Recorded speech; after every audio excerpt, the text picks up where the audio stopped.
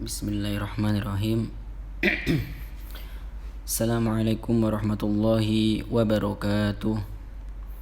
Alhamdulillahi rabbil alamin. Wa bihi nasta'inu ala umurid dunya waddin. Wassalatu wassalamu ala ashrafil anbiya'i wal mursalin, nabiyyina wa maulana Muhammadin wa ala alihi wa sahbihi ajma'in, amma ba'du. Alhamdulillahirrabbilalamin. Bersyukur kita kepada Allah subhanahu wa ta'ala yang telah melimpahkan begitu banyak nikmat sehingga kita mampu menjalankan ibadah-ibadah, menjalankan perintah Allah subhanahu wa ta'ala. Kemudian salawat beriring salam semoga tetap tercurahkan atas junjungan Nabi kita, Nabiullah Muhammad sallallahu alaihi wasallam, yang telah menunjukkan umat manusia dari jalan yang gelap gulita menuju jalan yang terang benderang, yakni tersiarnya agama Islam Shiratal Mustaqim. Perkenalkan, saya Yunus Hermawan dari Prodi Ilmu Al-Quran dan Tafsir, Program Studi Ilmu Al-Quran dan Tafsir, Fakultas Agama Islam semester 3, akan mempresentasikan hasil makalah rangkuman dari pemaparan dosen dengan judul metodologi tafsir tematik dengan dosen pengampu Al-Ustadz Dr. Ahmad Alim LCMA. Langsung saja menuju ke pembahasan. Yang pertama, urgensi dan sejarah tafsir maudhu'i. Kemudian yang kedua ada langkah-langkah dan analisis tafsir maudhu'i. Kemudian metode yang digunakan untuk menentukan judul, penerapan analisis tafsir maudhu'i pada ayat tentang harta, penerapan metode tafsir ayat pendidikan, penerapan metode tafsir pada ayat ruh. Kemudian yang terakhir adalah rekomendasi referensi. Pembahasan yang pertama, urgensi dan sejarah tafsir maudhu'i. Jadi, urgensi metodologi tafsir ini memiliki beberapa macam. Yang pertama, dilihat dari urgensinya, maka tafsir maudhu'i lebih praktis dalam menjawab tantangan zaman. Kemudian yang kedua, tafsir maudhu'i mencakup semua disiplin ilmu dengan perspektif kajian yang secara tematik. Kemudian yang ketiga, dapat mengetahui hubungan dan persesuaian antara beberapa ayat dalam satu judul bahasan. Kemudian yang empat adalah mendorong lahirnya berbagai ilmu baru, baik sains maupun sosial. Kemudian yang kelima, mempermudah untuk mengetahui secara sempurna bagaimana macam topik dalam Al-Quran dengan pembahasan yang menyeluruh. Kemudian masuk pembahasan yang selanjutnya adalah sejarah tafsir tematik. Jadi sejarah tafsir tematik ini sudah ada sejak jadi pembahasan tentang tafsir tematik ini sudah ada sejak zaman Nabi SAW. Jadi saat pada zaman Nabi SAW adalah meletakkan dasar-dasar yaitu ketika beliau menafsirkan ayat, kemudian merelevansikan dengan ayat yang lain. Contoh, dalam surat Al-An'am ayat 83 yang kemudian ditafsirkan oleh Nabi SAW dalam surat Al-Luqman ayat 13. Alladzina amanu wa lam yalbisu imanahum bidzulmin ulaika lahumul aman wa hum muhtadun. Yang artinya orang-orang yang beriman dan tidak mencampur adukkan iman mereka dengan kezaliman atau kesyirikan, mereka lah orang-orang yang mendapat rasa aman dan mendapatkan petunjuk. Kemudian penafsiran dari ayat ini adalah wa idz qala luqmanu li ibnihi wa huwa ya'iduhu ya bunayya la tusyrik billah innasyirka la dzulmun 'adzim. Nah, ingatlah ketika Luqman berkata kepada anaknya saat dia menasihatinya, wahai anakku, janganlah mempersekutukan Allah, sesungguhnya mempersekutukan Allah itu benar-benar kezaliman yang besar. Kemudian ada juga Nabi SAW menafsirkan surat Al-An'am ayat 95 dengan 59 dengan surat Luqman ayat 34. yang berbunyi wa indahu mafatihul ghaibi la ya'lamuha illa hu wa ya'lamu ma fil barri wal bahr wa ma tasqutu min waraqatin illa ya'lamuha wa la habatin fi dhulumatil ardi wa la radabin wa la yabisin illa fi kitabim mubin. Yang artinya kunci-kunci semua yang gaib ada padanya, ada pada Allah Subhanahu wa taala. Tidak ada yang mengetahuinya selain Dia. Dia mengetahui apa yang ada di darat dan di laut. Tidak ada sehelai daun pun yang gugur yang tidak diketahuinya. Tidak ada sebutir biji pun dalam kegelapan bumi, dan tidak pula sesuatu yang basah atau yang kering, melainkan tertulis dalam kitab yang nyata, Lauh Mahfuz. Kemudian pada periode sahabat ini tafsir maudhu'i memiliki beberapa cabang. Jadi ini adalah Madrasah Makkah. Madrasah Makkah ini dipelopori oleh sahabat yang mulia, yakni sahabat yang bernama Ibnu Abbas.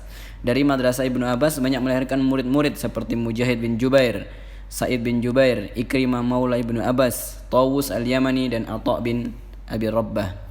Kemudian Madrasah Madinah dipelopori oleh Ubay bin Ka'ab, melahirkan tafsir para mufassir seperti Zaid bin Aslam dan Abul Aliyah. Kemudian periode tabi'ut tabi'in. Tafsir pada masa ini mulai dibukukan yang dipelopori oleh Ibnu Jarir At-Tabari dengan mencantumkan sanad yang sampai pada Rasulullah SAW. Periode mufassir yang datang setelah Ibnu Jarir At-Tabari mulai mengembangkan spesialisasi tafsir menurut bidang keilmuannya masing-masing. Kemudian periode terakhir ini adalah dikenal dengan tafsir tematik yang membukukan tafsir menurut suatu pembahasan tertentu sesuai dengan bidang keilmuan. Jadi lebih spesifik lagi. Kemudian langkah-langkah dan analisis tafsir maudhu'i. Jadi pembahasan yang selanjutnya adalah langkah-langkah dan analisis tafsir maudhu'i. Kemudian yang pertama adalah langkah-langkah menentukan judul atau tema yang akan dibahas. Artinya adalah maksudnya di sini adalah memilih tema yang akan dibahas. Jadi ketika hendak menafsirkan suatu tema, maka langkah pertama adalah menentukan atau memilih judul. Kemudian mengumpulkan ayat-ayat yang relevan, mengumpulkan ayat yang memiliki tujuan yang sama dan setema. Kemudian tertib ayat, mengurutkan ayat berdasarkan waktu turunnya dan disesuaikan dengan sebab turunnya. Kemudian syarah atau penjelasan, memberi penjelasan tentang ayat-ayat yang bersumber pada kitab-kitab tafsir. Kemudian mengambil dari hadis, memberi penjelasan dari kitab-kitab hadis, penjelasan para salaf, mengambil penjelasan dari ulama-ulama salaf. Kemudian ada ta'liq atau sintesa, memberi komentar atau sintesa atas hasil yang diperoleh.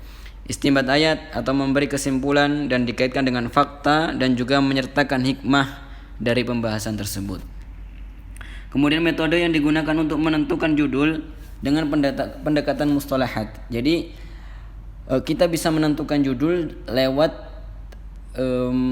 pendekatan mustalahat. Artinya ketika hendak menentukan judul maka kita bisa mengambil istilah-istilah atau kata kunci. Contoh, sedekah, riba, barokah, dan lain sebagainya. Dengan pendekatan tema. Semua tema dalam Al-Quran ada yang disebutkan di dalamnya. Jadi semua jenis tema telah disebutkan dalam Al-Quran. Jadi sudah lengkap atau komprehensif. Dengan pendekatan surat. Contoh, terdapat 4 cerita dalam surat Al-Kahfi. Misalkan Ahlul Jannah, kemudian ada Ashabul Kahfi, Musa dan Khidir, kemudian ada kisah Zulqarnain, yang di situ terdapat banyak pembelajaran tentang kekuasaan, kemudian tentang keteguhan keimanan, kemudian tentang pembelajaran dan pendidikan dan lain sebagainya.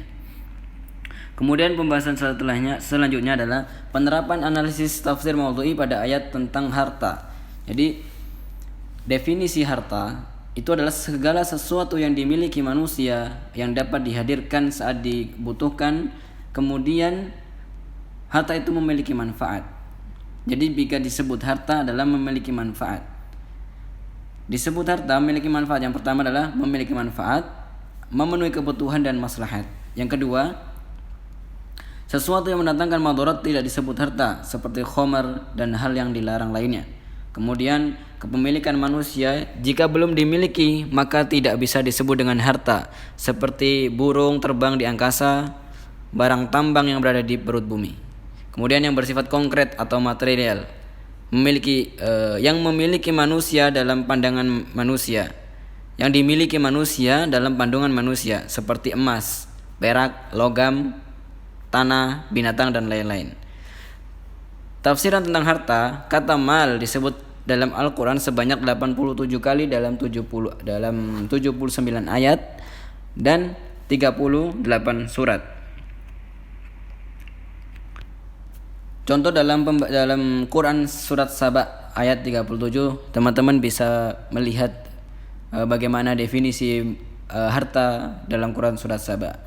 Kemudian Imam Asyuyuti berpendapat konsep harta mengandung banyak kaidah. Pada hakikatnya konsep harta adalah milik Allah. Harta adalah segala sesuatu di dunia ini adalah milik Allah. Maka syariat berhak mengatur kepemilikan sehingga manusia sebagai penerima harta. Kemudian Ibnul Qayyim Al-Jauziyah berpendapat, jadi ada poin-poin. Yang pertama, 1, dirham dicari dengan cara yang halal, artinya harta yang dicari dengan cara yang halal dan dikeluarkan dalam hak Allah atau dalam ketaatan, maka ini adalah sebaik-baiknya harta. Kemudian dirham atau harta yang dicari dengan cara maksiat dan dikeluarkan untuk maksiat, maka ini adalah seburuk-buruknya harta. Kemudian harta yang didapat dari menzalimi orang lain, maka sama seperti itu hukumnya, seburuk-buruknya harta. Dan kemudian 4, dicari dengan cara yang mubah dan keluar untuk sesuatu yang mubah saja, maka ini dibolehkan atau budaya konsumtif. Kemudian harta yang solih di tangan orang yang solih, hal ini dapat dilihat dari kisah Amr bin Al-As dalam sebuah hadis yang berbunyi, sebaik-baik harta adalah harta yang dimiliki hamba yang solih. Tidak mengapa dengan kaya bagi orang yang bertakwa dan sehat bagi orang yang bertakwa, itu lebih baik dari kaya dan bahagia itu bagian dari kenikmatan. Kemudian penerapan metode tafsir ayat pendidikan. Problematika pendidikan yang terjadi saat ini adalah kemerosotan umat Islam berawal dari merosotnya ilmu. Kemudian peradaban barat telah mewariskan dikotomi ilmu antara sains, knowledge, agama dan umum. Kemudian ada problematika umat Islam saat ini adalah sekularisasi ilmu telah merambah semua jenis keilmuan termasuk ilmu agama. Kemudian disorientasi dalam mencari ilmu, artinya seseorang saat ini menuntut ilmu hanya untuk flexing, budaya untuk memamerkan bahwa saya telah sampai pada titik ini, telah belajar di perguruan tinggi ini, kemudian hanya karena tuntutan orang tua dan lain sebagainya. Maka ini adalah disorientasi dalam mencari ilmu. Kemudian yang kelima adalah kekeliruan dan kebingungan dalam hal ilmu. Sedangkan tantangan pendidikan yang kedepannya kita harus tanamkan bahwa disrupsi, disorientasi dan dislokasi, kemudian interaksi antara manusia dan pertukaran budaya, liberalisasi pendidikan, kualitas guru pendidikan dan tenaga kerja, penyederhanaan kurikulum dan silabus, islamisasi saintek, penerapan metode pembelajaran kreatif, menjamurnya paham praksis dan liberal. Kemudian ada beberapa definisi dari kata tarbiyah atau pendidikan. Kata tarbiyah diambil dari kata robba yang artinya tumbuh dan berkembang. Pendidikan adalah ketika manusia menjadi bertumbuh dan berkembang atau bertransformasi ke arah yang lebih baik. Tarbiyah jasadiyah. Jadi pendidikan atau tarbiyah itu terbagi menjadi 2, yakni adalah tarbiyah jasadiyah dan tarbiyah ma'nawiyah atau tarbiyah ma'nawiyah. Pendidikan fisik berkaitan dengan materi, dengan tumbuh kembang fisik, misalkan makan, minum, dan lain sebagainya. Adapun pendidikan hissi atau maknawi adalah perkembangan keilmuan tarbiyah bertujuan untuk menjadi manusia yang intelektual dan tidak primitif. Istilah tarbiyah ada tansyiah, tumbuh kembang ilmu akidah ke arah yang lebih luhur, baik dan utama. Contoh, ketika seseorang menghafalkan Al-Quran, maka dia harus meningkatkan memahami terjemahnya. Kemudian setelah mengetahui terjemahan Al-Quran, maka dia memahami tafsirnya. Seperti itu. Kemudian diistilahkan dengan adab. Adab adalah inti manusia terdidik. Diistilahkan dengan tahzib juga, mensaripatikan sampai dengan intisari.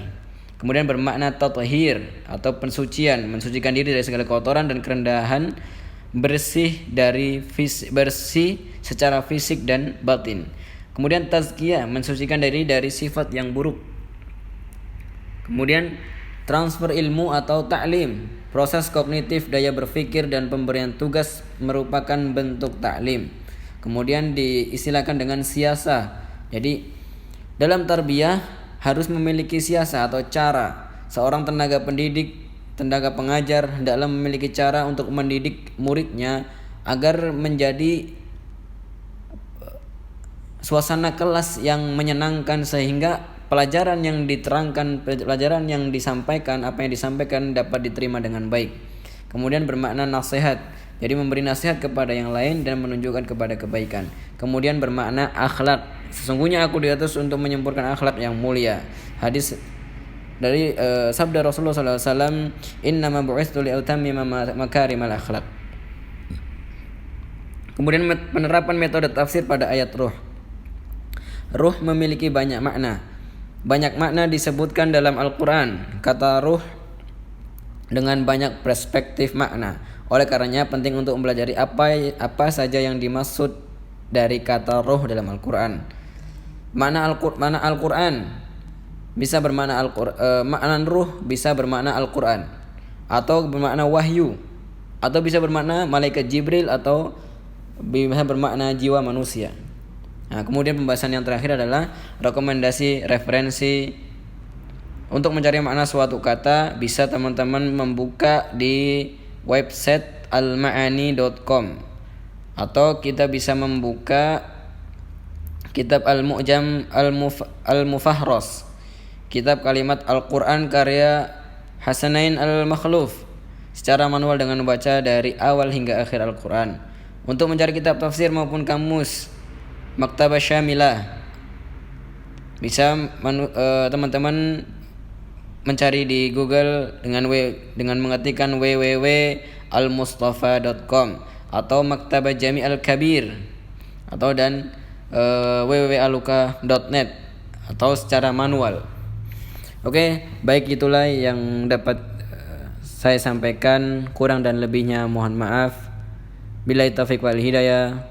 Assalamualaikum warahmatullahi wabarakatuh.